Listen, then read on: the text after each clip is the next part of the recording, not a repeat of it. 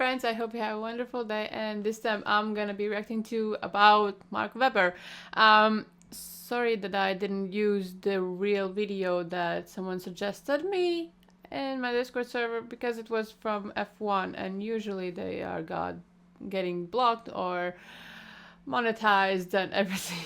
So yeah, I just checked a little bit different video. So yeah. So yeah, let's just check it out about Mark. If I asked you to sum up Mark Webber's career in one word, what would you say? Regretful, unlucky, unfulfilled? There's no doubting that on Webber's day, he was phenomenally quick over one lap. An example of this was during a wet qualifying for the 2010 Malaysian Grand Prix, where he took pole position by 1.3 seconds after being the only driver brave enough to put on intermediate tyres as the track was drying in the latter stages of Q3. Compared to most drivers we see today, he entered the sport relatively late at 25 years old with Minardi. Prior to his Formula 1 debut in Australia 2002, he really had to battle his way through junior formulas to make it to Formula 1. In 1997, he very nearly quit halfway through his British Formula 3 campaign due to lack of sponsorships, but Australian Rugby Union legend David Campese loaned him £40,000 to continue racing. In my eyes, he's always had that very gritty, never say die mentality and has never backed down from any challenge. If we take a look at his career on the whole, it was pretty decent, achieving 9 wins, 42 podiums and 13 pole positions. Although you could say he should have achieved a lot more success, especially in Red Bull. But a young prodigy named Sebastian Vettel instantly seized control of the team and he slowly but surely dwindled down into a firm number 2 driver. But looking at his... That is kind of sad, like, why? I'm thinking like, why you're both drivers can't be, I don't know, main character of your team. What? Why it could be just one? It's always happening. Like you're preferring one driver. I don't understand. Like, I guess sacrifice someone else? I'm not sure, but yeah.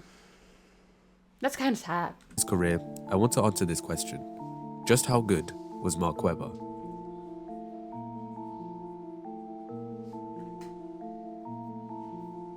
Webber's first Formula 1 start was eventful, to say the least.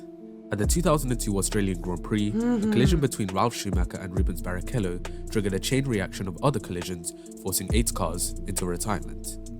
After starting P18, Mark managed to come out on the other side in 8th place. On lap 3, however, Webber's differential and traction control started to malfunction, but he managed to make his way up to 5th place on lap 25. On lap 37, he became the first driver of the top 6 to make a stop, but after a 35-second pit stop disaster, Webber rejoined in 6th place. 35-second pit stop? He ended up battling with Mika Salo for 5th towards the end and fended off the much faster Toyota while managing his broken differential to take home 2 points in his home Grand Prix. This would end up being the highlight of the season as he wouldn't go on to score another points finish all year. But on the whole, it was a very positive start to his Formula 1 career as he massively outperformed his teammates Alex Young and Anthony Davidson. Fast forward to 2003, the Aussie moved to Jaguar, racing alongside Antonio Pazzonia for the first 11 races of the season and then Justin Wilson for the remaining 5. Once again, he proved his amazing talent in many instances throughout the year. For example, in the Brazilian Grand Prix qualifying session, he qualified 3rd on the grid to take Jaguar's best qualifying performance in their 4-year history at the time. Another mesmerizing drive came at the Austrian Grand Prix. After starting from the pit lane and serving a drive-through penalty, he managed to finish an incredible 7th place and set the 3rd fastest lap of the race, only behind the 2 Ferraris of Schumacher and Barrichello. He finished the season 10th place in the championship, level on points with Jenson Button, but the Brits won on countback. Nevertheless, Webber's amazing results earned him plaudits in the press as he won the 2003 Driver of the Year award from Autocar magazine. Coming off a great year in his debut with Jaguar, Webber was looking to improve his performance in 2004. He started the season with a very impressive 6th place in qualifying in Australia, but he was forced into retirement after a gearbox failure. At the following race in Malaysia, he produced another stunning qualifying lap to split the Ferraris and start on the front row of the grid for the first time. But after a bad start, a collision and a penalty, he was left frustrated and spun into the gravel, ending his race for good.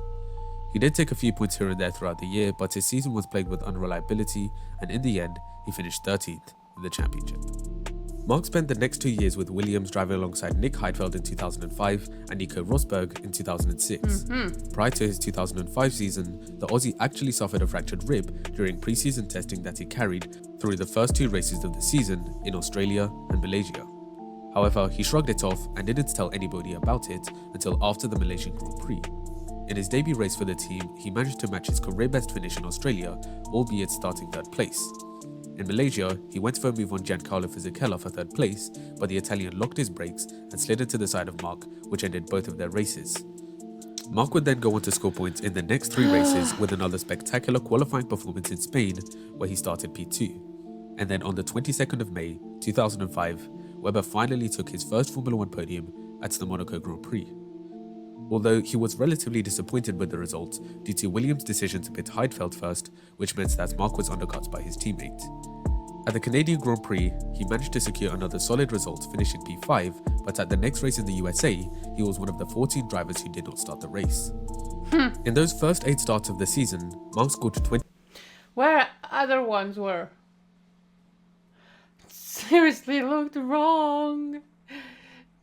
Just 6th on the road. Oh, no. On the track.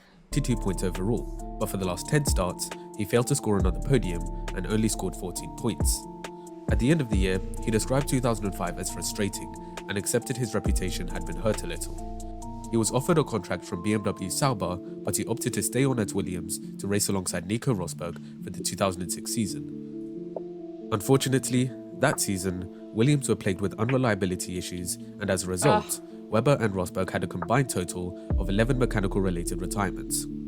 He was running up in P4 in Malaysia before a hydraulics failure ended his race on lap 14. In his home race in Australia, he was leading the race, becoming the first Australian to lead the Australian Grand Prix since John Bowe in 1984, before his gearbox failed on lap 22.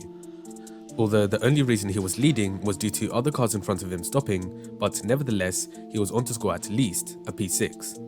In Monaco, he qualified Why other ones were stopping? on the front row and held 3rd place for a majority of the race before retiring with an exhaust failure. He was on for another podium finish in Germany until another mechanical failure stopped him with 9 laps to go. After scoring just 7 points in 2006 and finishing 14th in the standings, Webber decided to move to Red Bull, going up against a very experienced teammate in David Coulthard. He took his second I haven't heard of him, I think. Uh-oh.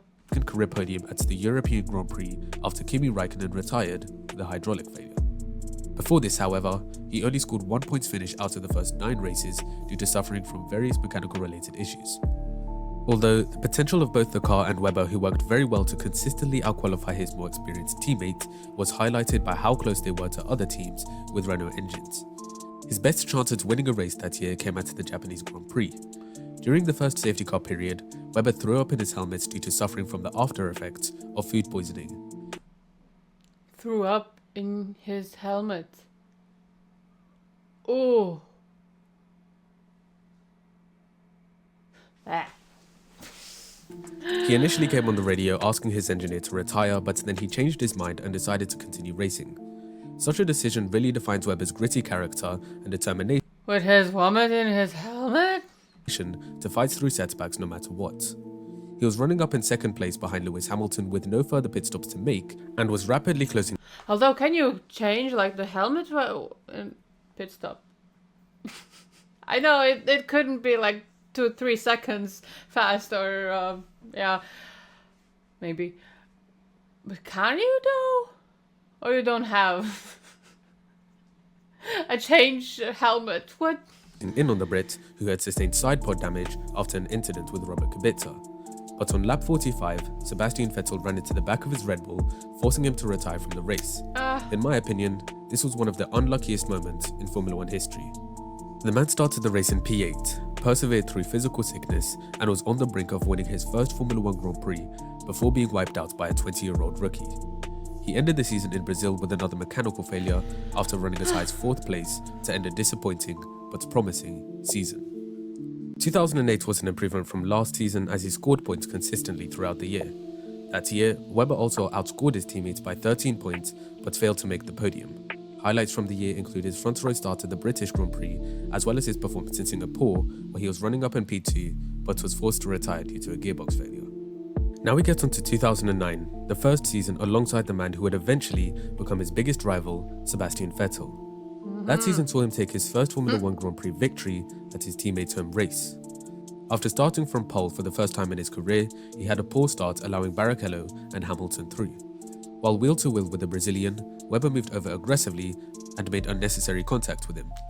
As a result, he was awarded a drive-through penalty, and it was looking unlikely that he would take his first Formula 1 win. However, a series of relentlessly quick laps saw Webber close up to Barrichello, who eventually came into the pits to leave the Aussie with clear track in front of him.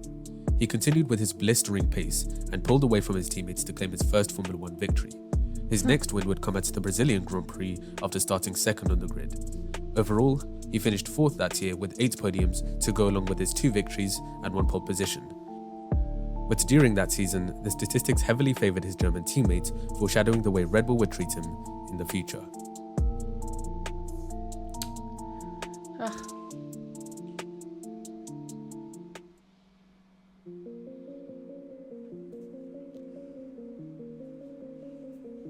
Kind of sounds unlucky. 2010 was one of the greatest Formula 1 seasons of all time. A battle for the championship between Sebastian Vettel, Fernando Alonso, Lewis Hamilton, Jenson Button, and of course, Mark Webber.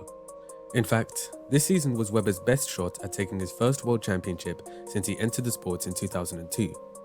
The year got off to a rocky start, finishing 8th, 9th, 2nd, and then 8th in the first 4 races of the season. But back-to-back wins in Spain and Monaco saw him seize the lead of the championship, becoming the first Australian to do so since Alan Jones in 1981.